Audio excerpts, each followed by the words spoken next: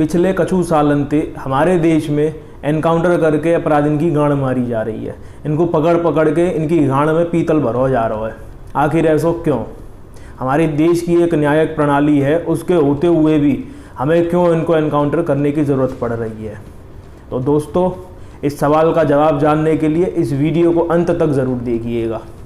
हाँ तो भैया, कानून व्यवस्था, न्यायिक प्रणाली और एनकाउंटर के बीच में संबंध समझने के लिए सबसे पहले हमें ये जानना पड़ेगा कि हमारे देश की न्यायिक प्रणाली कैसे काम कर रही है, इनका इंफ्रास्ट्रक्चर क्या है।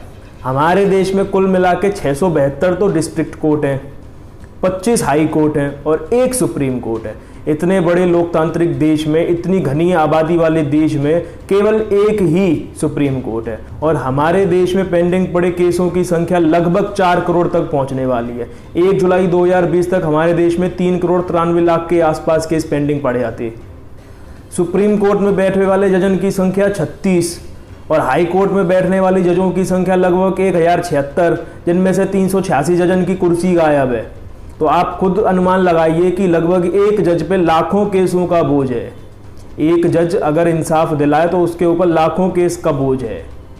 तो न्यायिक प्रणाली हमारे देश की इतनी धीमी और इतनी कमज़ोर है कि एनकाउंटर कहीं ना कहीं अपनी जगह कानून व्यवस्था में अपने आप ही बनाए ले रहा है।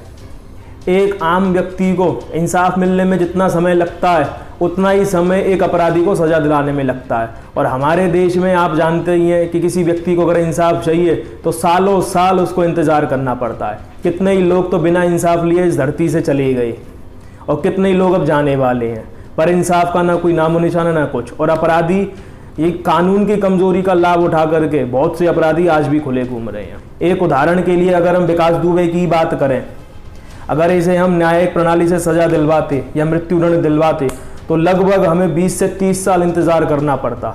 जिस व्यक्ति को एक क्षण, एक पल जीने का अधिकार नहीं था, वो हमारे देश की कानून व्यवस्था का लाभ उठाकर कम से कम 25-30 साल तक जीवित रह जाता।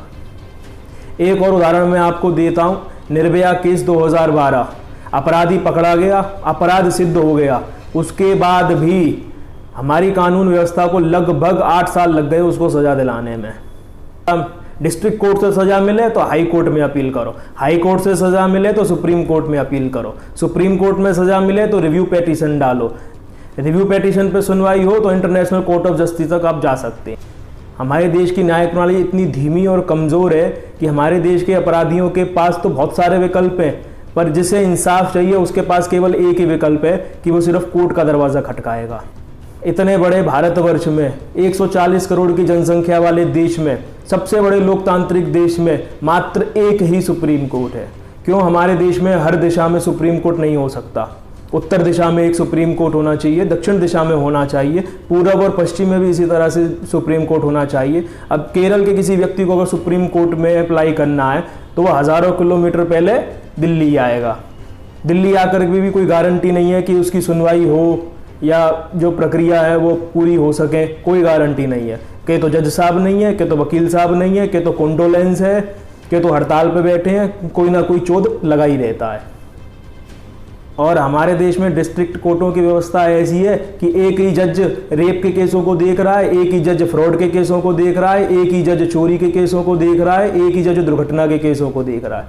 हमारे देश में ऐसी व्यवस्था क्यों नहीं बनाई जा रही कि हर एक जज को एक स्पेशलाइजेशन दी जाए कि फलाना जज केवल रेप के केसों को देखेगा, कि फलाना जज केवल फ्रॉड के केसों को देखेगा, कि फलाना जज केवल दुर्घटना के केसों को देखेगा। इससे फ़ायदा ये होगा कि जल्दी जल्दी केसों का निपटारा होगा।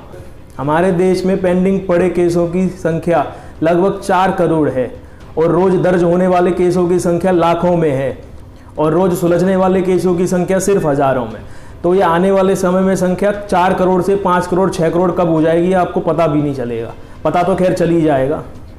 बस यही कारण है कि कानून व्यवस्था अपनी कार्यशैली में आजकल एनकाउंटर को ज़्यादा महत्व दे रही है।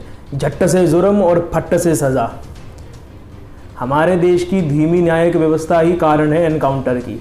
जो लोग एनकाउंटर पर सवाल उठा रहे हैं, मैं भी उन्हीं में से एक था जो एनकाउंटर पर सवाल उठा रहा था, पर जब मैंने इन चीज़ों के बारे में देखा, पढ़ा तो समझ में आई कि एनकाउंटर ज़रूरी है। अपराध और अपराधी ख़त्म होने चाहिए, चाहे जैसे भी हो।